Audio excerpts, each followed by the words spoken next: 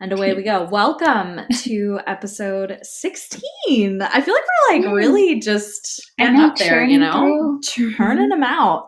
Well, on that note, this may be a slightly shorter episode than usual. What? Usual. It's close enough. Good start. Strong start. You know what you meant. Yeah, shorter than usual because we both have the after holiday feeling. That's the best way to describe it. Literally just feel like ass. Yeah. Not physically, but well, kind of like a little physically, but emotionally physically, you know? We mostly don't have COVID, emotional. Okay? Oh, everyone thank calm God down. for that. Yeah. Thank God for grateful. That. Hashtag grateful. Yeah. Hashtag be blessed. safe, everyone. Hashtag spooky. That is not a way in which we would like to be spooky. We'd like to be spooky in like a I'm haunted by a creepy old doll kind of way, you know?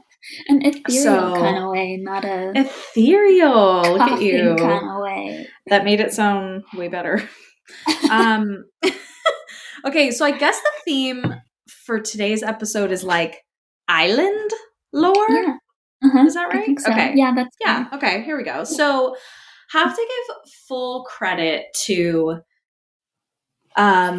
Radio Rental, the podcast that is hosted by, is it Terry Carnation? Yeah, but Terry played by Carnation. Rainn Wilson of The Office. No, not Dwight. Oh, he can do so much. He's so funny. And yeah, he plays this hilarious character that is a character, but also so clearly is like how he is in real life. Yeah, you can tell. Yeah, cross-referencing Dwight and Terry Carnation, you're like, oh, you're just typecast because you're a freaking weirdo. But he's so funny, and the stories are really spooky. So go listen to Radio Rental if you haven't already. Shameless plug for someone else's podcast. So I don't know that phrase applies. I'm really on one today. I'm so sorry.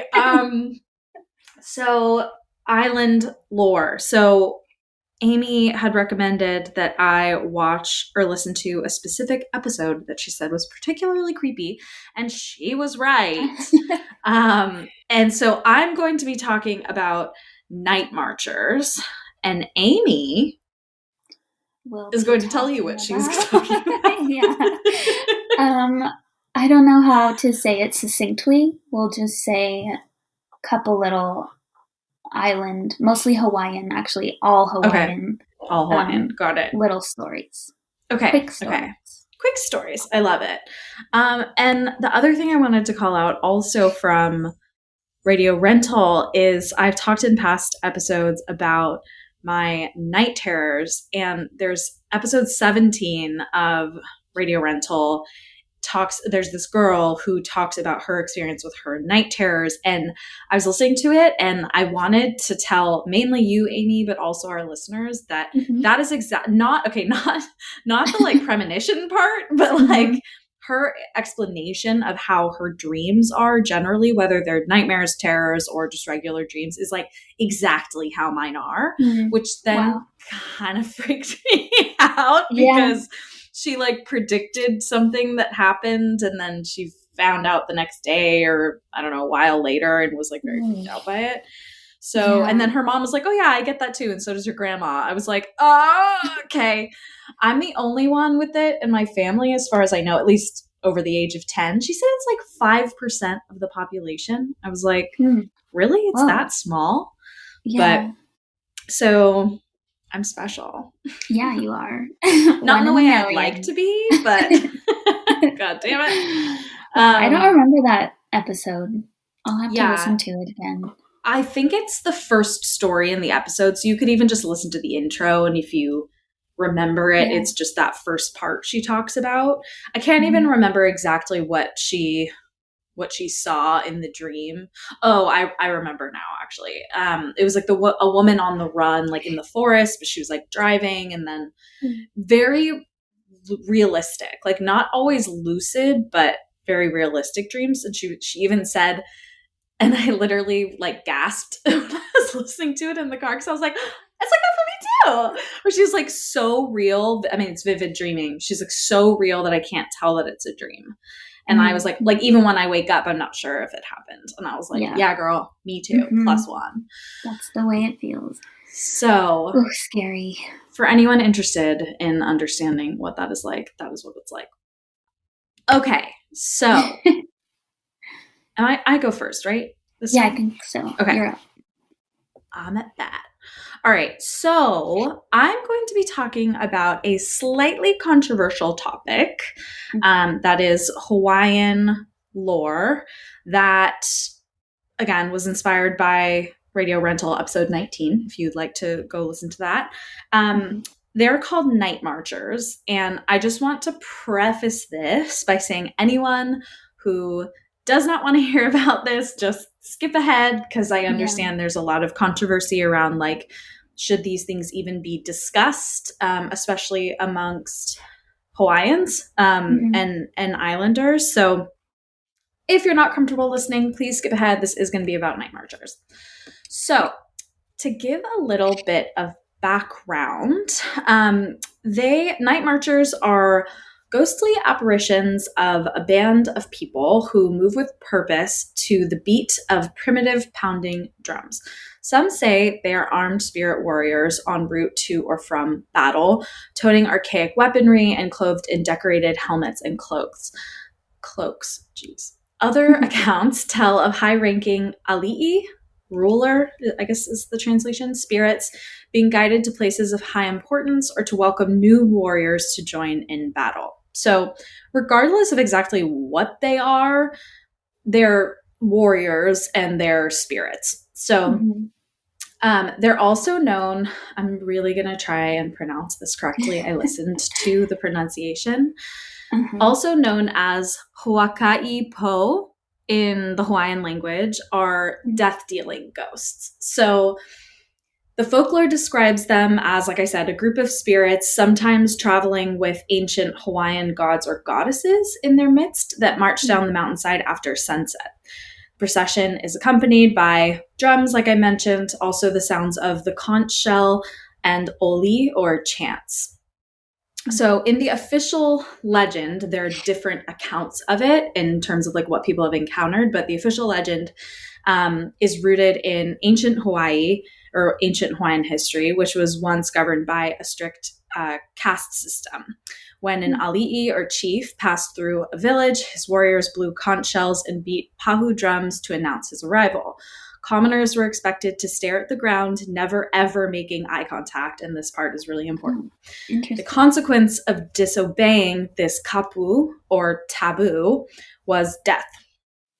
So that's how it was in life. The ali'i weren't just leaders, they held immense mana, or spiritual power, which is, when I was reading this the first time through, it reminded me of, The Rock made a tequila line and he called it Terra Mana. I was like, oh my God, Dwayne, come on.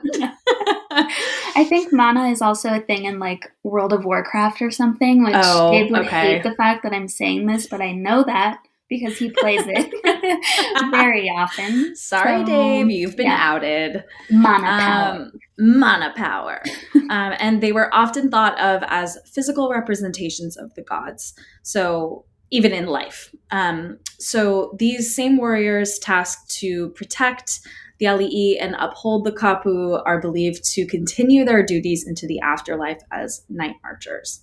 So since Hawaiian, this is like a little bit of history. So since Hawaiian was only a spoken language at the time of Western contact, the first written account of the night marchers wasn't until 1883, which is something historically I actually didn't know, that as a culture, they didn't really write the language. The document described various sightings of ghost soldiers following the spirit of King Kamehameha the Great on the Big Island. This wasn't the only claim by Hawaii residents who have seen the frightening ghosts of the night. Indeed, the legends of the night marchers are still told throughout the Hawaiian Islands today, with more than a few locals who proclaim they are not just a fairy tale. Across the island chain, residents have reported seeing a line of torches moving down the mountain, many times in areas with sheer cliffs and no roads or trails for miles. Some say the night marchers leave just their footprints behind, while others claim they float above the ground without leaving a trace. In either case, the universal understanding among believers is that you should never cross a night marcher's path. As legend tells it, any unfortunate mortal who hears the warning sounds of a nearby procession should run and hide or lie down on the ground to let them pass. But most importantly, follow the ancient kapu and never make eye contact or face the ultimate consequence. So another part of the lore, and this one actually does align with at least all of the accounts of like interactions that I've read, is that they're thought to be most active during specific times that have to do with the lunar calendar. So they are thought to be most active during the new moon and near sacred sites such as heiau or temples, caves, and areas once reserved for ali'i. On Oahu, there are numerous reports of night marchers in Ka'awa Valley, Yokohama Bay, Kaniakapupu, Kaina Point, Kalama Valley, and Waimanalo, among many other locations. But I'm trying. Sounds good. Thank you. Whether you believe these legends or write them off as local superstition, consider yourselves warned. So this is from a travel site called Culture Trip. That referenced a bunch of other articles as well. But it's very interesting because I did a lot of reading about just like stories that people had talked about in terms of like interactions that they've had. But I also watched a lot of YouTube videos, and the YouTube videos were really interesting because some of them were like interviews. Others were actual like photos and images of them being captured, which is what was featured on Radio Rental. So just to really like quickly reference the story from Radio Rental, essentially a woman is running an insane like race. Ultra marathon. Yeah. 100 miles, like, I think. Hell no. No. Thank you. No, thank you. No. A whole different kind of no thank you, but absolutely not. And that's coming from someone who like likes running. Yeah. it's just I'm too good. Much. It crosses a line. It does. You're crossing a line, okay? Yeah. With this shit. All right? Making us all feel bad. Yeah. Boundaries. We're all about boundaries for 2022, you guys. Yeah. So she's running this insane marathon. Some weird shit happens in the middle of it, and she's like, has to stop. Her friend who had come along with her was also documenting the run or the race. And basically they're looking at photos after she stops running. And there's a photo of her running through this like thickly wooded area, and there's nobody else around except for this like gray, look at like mud covered looking person, I guess, standing there looking at her as she's running by. And it looks like it's only like 5-6 feet away. It looks close. And then it's a live photo. Yeah.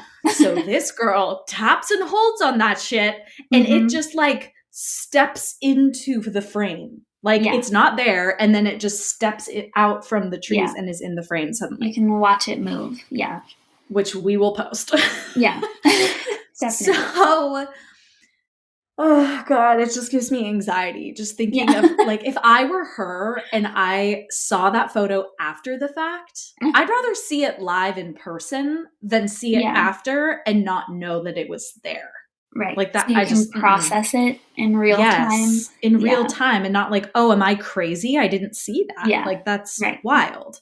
Yeah. So that's kind of, that's obviously what inspired this, but it's interesting because people kind of jumped on it when she posted it on social media or posted it somewhere. And there was this huge, like, controversy, I guess, because people were like, that's a night marcher. And then other people were like, shh, don't say that. Yeah. Kind of freaking out, which reminded me a little bit of like the Hungry Ghosts from a few episodes back, where there's the like ghost festival and like the whole month, and that's also on the lunar calendar. I just thought that was really interesting.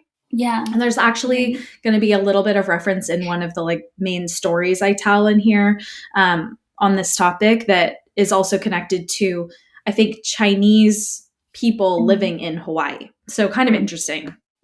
So to get back to the core of it here, there are two stories that I'm going to share. And one is very brief. It's just from Reddit. And then the other one is like, I just kind of paraphrased some of a YouTube video that was really quite interesting. So this one is from a guy on Reddit, or a person on Reddit whose little handle is Gaseous Part Deux. Like, not sure why, but you do you. So, my wife, when she was a teen who lived a mile upslope from Kealakekua Bay, Big Island, stated one night she and her friends were down on the beach when they saw at night a long line of torches coming down the Captain Cook Monument switchback trail. Then the torches went out one by one as each disappeared at the heiau just above the beach. Just torches, no bodies. She said they freaked out and ran back as fast as they could to their homes as if a tsunami were coming. Another buddy of mine, after the fact, told me that they come out on the eighth month of the 8th day on the Hawaiian lunar calendar, sometime after sunset and before sunrise in any sacred place. So that's the thing that kind of triggered in my mind the hungry ghosts, because one, people are scared to talk about them because they're afraid of becoming them, or like, you know, all of that exists with a lot of lore. But also, I think it was the 8th. Everything was like the 8th month, and the 8 was a theme in the Ghost Festival as well. So I just found that to be really interesting, that there are some parallels there. So that's one thing. Going back kind of quickly to the radio rental story, what's really interesting to me is, I think, like, because my initial reaction was, I would have rather seen it live than after the fact.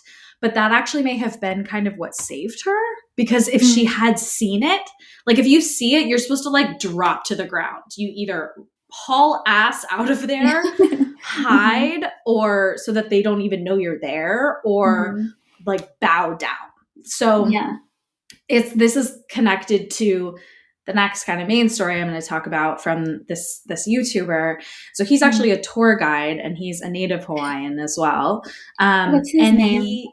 I feel like we're going to be talking about the same person. Lopaka is his last name. Yep. It's Lopaka Kapanui. Yep. Yeah. I'm dead. Yeah. That's so funny. Well, we may have some overlap. That's all right. Yeah. So let me just get back to my notes here. So one of the things that he said was like, if you're Hawaiian, it's very possible that within that tribe of warriors that you have an ancestor in there. And if they are there, if they're present when you're present, they can speak your name and essentially save you. So like they won't, the rest of them won't kill you, because they're basically saying like, no, that's one of mine. Like, that's my family member. So basically, in a way nicer way, he's like, non-Hawaiians, y'all are fucked. Good luck out there. Yeah, he's literally like, he said something like, your best bet is to strip and lay face down on the ground. Like, and just hope that they have mercy on you. I was like, that sounds good. I don't think I would think to do that. I think I would sprint away. Yeah. But yeah, nice and creepy. So his story is about a specific tour group that he took out to like the base of these kind of like cliff foothill kind of things off of a very like long or like deep beach. And so there were a bunch of people. I think he said there were 40 people in total, led by this man Lopaka. So he was explaining the lore about night marchers, and he said like, this is actually a really sacred space. And it was actually, let me pull it up. It was one of the ones, Kaena Point, which is one that was listed on the travel site. Yeah. It was that he referenced that location in the video.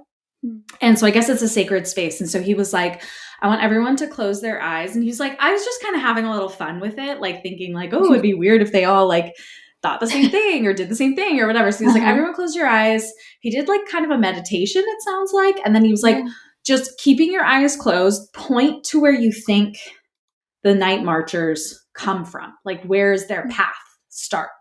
Mm-hmm. People are pointing all different directions. This one little boy is pointing directly at the spot that is rumored to be, you know, where they come from on this specific path through this sacred space. And he proceeds to like, his parents are like, oh, like go stand in front of it. Like we'll take a photo. Terrible idea. Like, why? Don't do that. Don't do that. They take a photo. There are like orbs all around him. And then as they're looking more closely at the photo, it's like on somebody's phone, right? So they're looking more closely at the photo. There are like heads and shoulders of all of these warriors, like holding spears and stuff in the background. Whoa. And so they're passing the phone around because everyone's like crowding around and like trying to see it. Like, what are we looking at? Because they can't see anything in real life. It's just on the phone. And then so they pass it around to everybody. The tour guide is looking at it and it just is deleted. Like it's just gone off the phone. And he like looks up, and at that moment there's this like huge wind, like this really hot wind that's like almost breaking the trees in half, but they can't feel the wind. All they can feel is just like heat. So weird. Really weird. They all flip out. They all start running. So they like scatter. He, thinking everyone's going to follow him, runs back to the bus. But he gets to the bus, which isn't that far away, but he gets to the bus, which is like at the gate entrance to the beach. He turns around. No one's with him. And he's like, oh my God, I have to go back for them. Yeah. So when he finally catches up to them, he's like, everyone come this way. Like, we're getting out of here. Like, let's get back to the bus. And they'd run like all the way down the beach. So they had to walk all the way back. They get everybody on the bus. Everyone's accounted for. People are finally calming down. The little boy who had pointed to the spot goes up to the tour guide and is like, I just want to thank you for coming back for us. And the boy said, one of the night marchers asked me for your name. And he said, and the boy said, I don't know his name.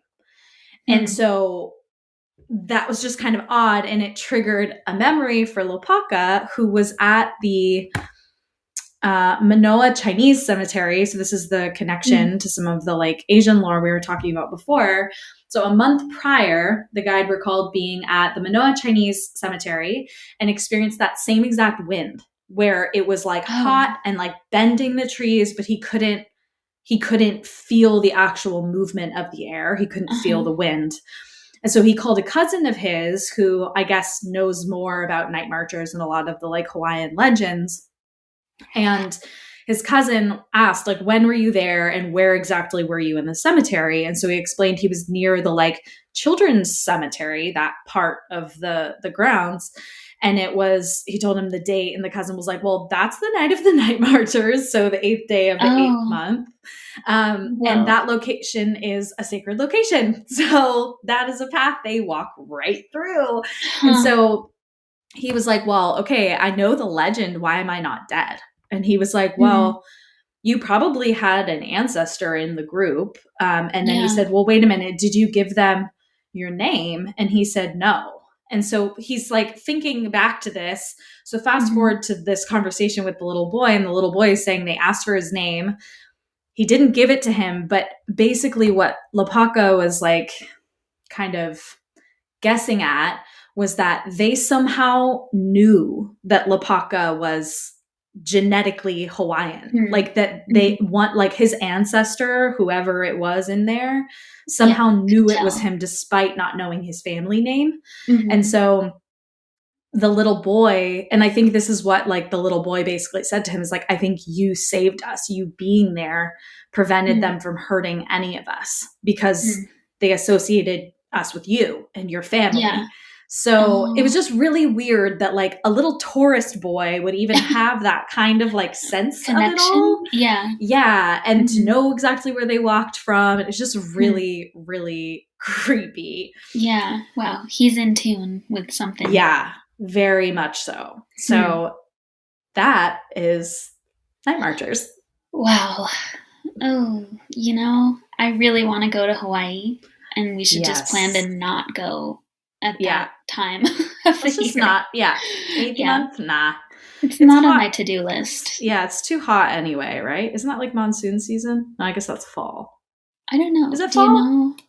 So I don't know. Just avoid Oahu. Yeah. Go elsewhere. Avoid. Yes. Yeah. I think most of what I have today is also on Oahu since we used the same source. Yes. So, yes. Yeah. Let's just talk about more Oahu stuff. I love it. Yes. So, yeah, like you said, this is Lopaka Kapanui. And he has his I love it. I know. He's got his own YouTube channel and the ghost tour guide or whatever. And then also, if you look him up on YouTube, like just his name, he's been featured on a lot of like news stories in like online magazines and stuff. So he's a pretty well-known person, I think, around Oahu specifically. And so in one video that I watched, he mentioned a defining moment for him in terms of connecting with a spiritual realm. And it happened with what he called a calling spirit. And there's one well-known calling spirit that I don't know her name, and he didn't say it, but this calling spirit is a female, and she inhabits an area on the Pali Highway, which is a major road that connects Honolulu on one side of the island to the towns in the area on what they call the windward side of the island. Okay. Which just means that that's the side that faces the wind, while the other side faces away from the wind. So, since I haven't been to Hawaii myself, I don't know this for sure, but when I picture this area in my mind, I sort of envision a like mountain pass where you go up to the peak on one side and then down from the peak on the other. But if you know that, listener, or you, Olive, if you know what it actually looks like, then please let us know. Dear listener, let us know. Yeah, please let us know. But yeah, so I imagine that this calling spirit, from Lopaka's description of it, I think that she's at the top of this kind of peak that I'm picturing along the Pali Highway. And again, with the pronunciation, I hope that I do okay.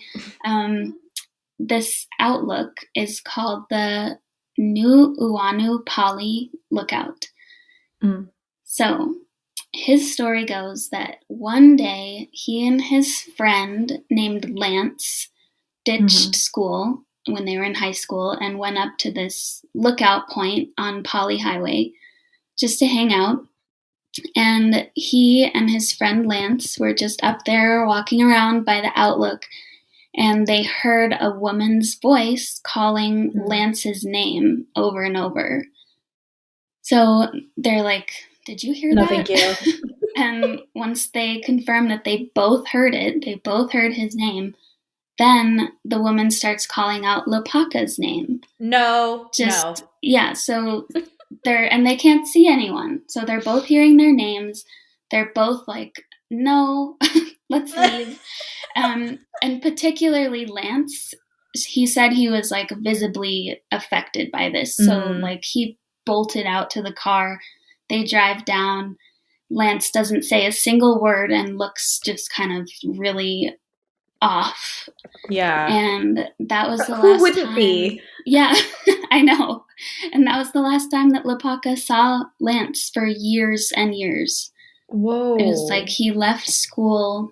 They didn't see each other anymore. Oh, he was like really not okay after that. Yeah. And it turns out that Lance had been institutionalized after that experience. because whatever that voice was had followed him from that outlook point down and was like, I don't know, drove him to wit's end or whatever the right terminology would be. No. Yeah. So poor Lance. I hope he's doing all right now. He didn't have a follow-up, but yeah. So is she like the calling spirit, or are there just calling spirits? I think there are calling spirits. Okay. But, interesting. Yeah. I saw one. So there's more than one, so watch out, everyone. Yeah, I think so. I think that's right. Because I saw another one that was like somebody always comes, like a spirit shows up in a red dress and kind of has a similar, she calls particularly to young men. Classic. And like a siren. Yeah. I think in her story it was that she kind of like leads them to jump off the cliff, basically, go into the ravine. I don't know to what end, but yeah, so I think there are a few of them. Okay, then this Pali Highway has another famous legend about the volcano goddess Pele and the demigod Kamapua'a, who was able to control the weather. And in his physical form, Kamapua'a presents as a pig or a hog or just anything to do with pigs. Okay. Swine. Yeah, swine, exactly. So Pele and Kamapua'a were in a relationship until one day Pele broke it off, and the legend says that she said, "Not again," she whispered. "Leave me alone. I came here to be queen, but you are more powerful than I. Stay away. Take the lush green valleys of Hilo, Hamakua, and Koala. Keep them wet and fertile. I'll stay here and balance your reign with the fire of the sun." So, since then, one side of the island belongs to Pele, and the other belongs to Kamapua'a. Okay. And because of that, it's said that if you carry pork, any kind of pork product from Kamapua'a's side to Pele's side, your car will stall or break down or something and not start again. Yo! Because she's angry, she doesn't want it.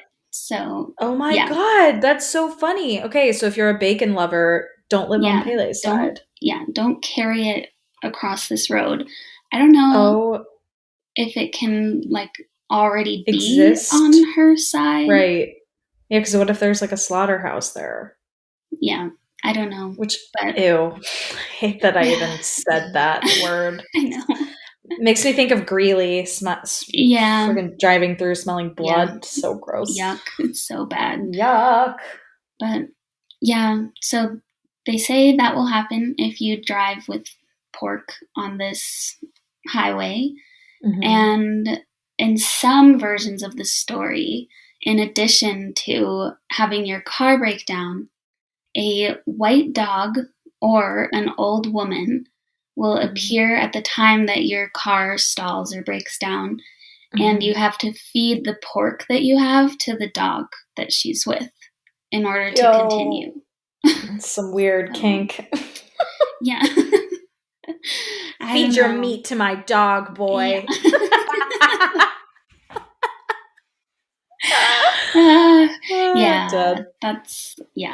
That's the kind of thing that'll get you kidnapped or killed or whatever if you go to Hawaii. You in that little attitude.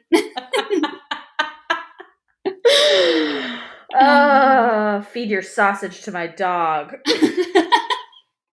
Or I'll do it for you. Ew. Menacing. I'm going for menacing. Uh-huh. Okay. I think you succeeded. Thank you. All right. So, last story that also comes from our friend Lopaka.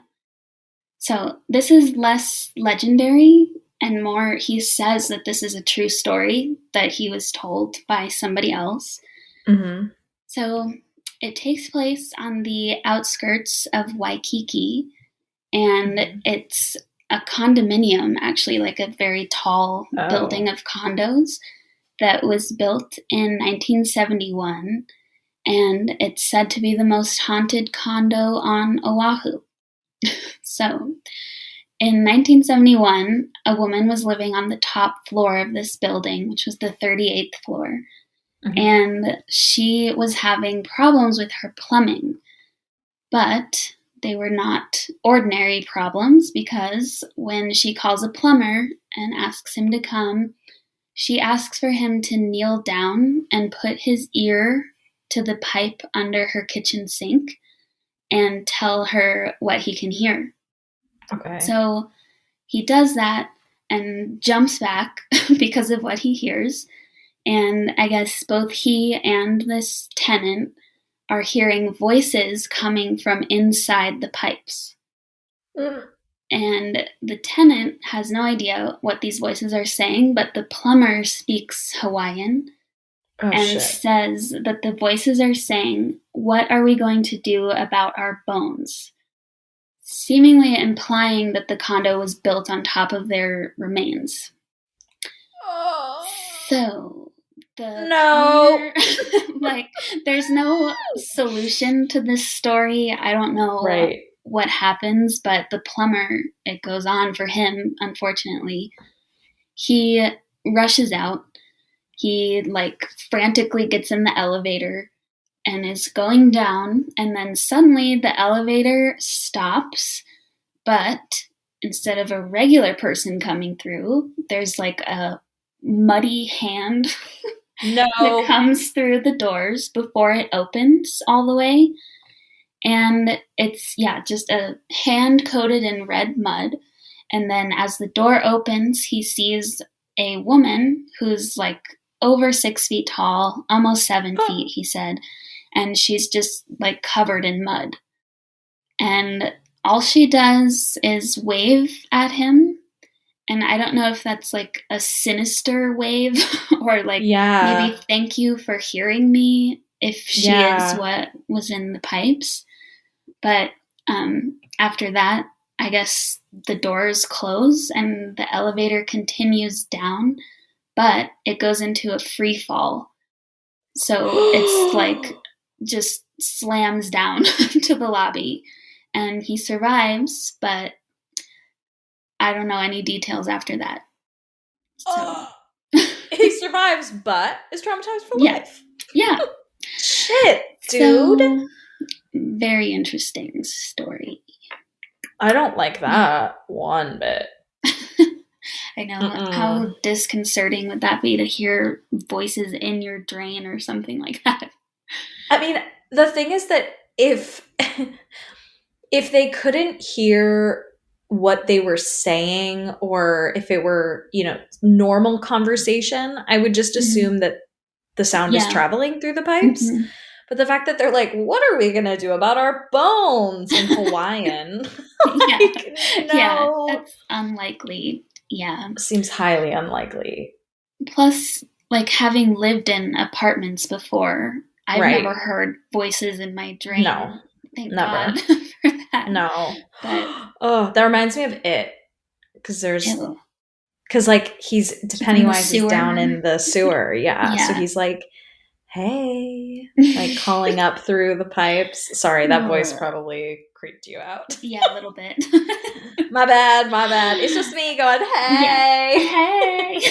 Hey, from down in the sewer. Hey, girl. All's well down here. What you doing? You washing your face or what? Oh, God. Yeah, please don't come back to haunt me if you go first, which is not allowed. But don't show up in my drain. We'll just 1, 2, 3 die. That'll be good. That sounds good. Us and everyone we love. 1, 2, 3 die. Except for the younger ones, they can live on. Yeah.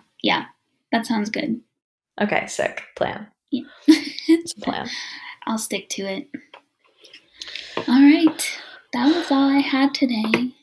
That's good. This one kind of caught me off guard just because not the episode, but like the content, because I feel like we hadn't decided on a theme for this week. And then I finally got around to listening to Radio Rental, and then I was like, oh, I'm gonna cover this, even though it's like so controversial. I was like, okay, we'll be respectful, but also let's do it.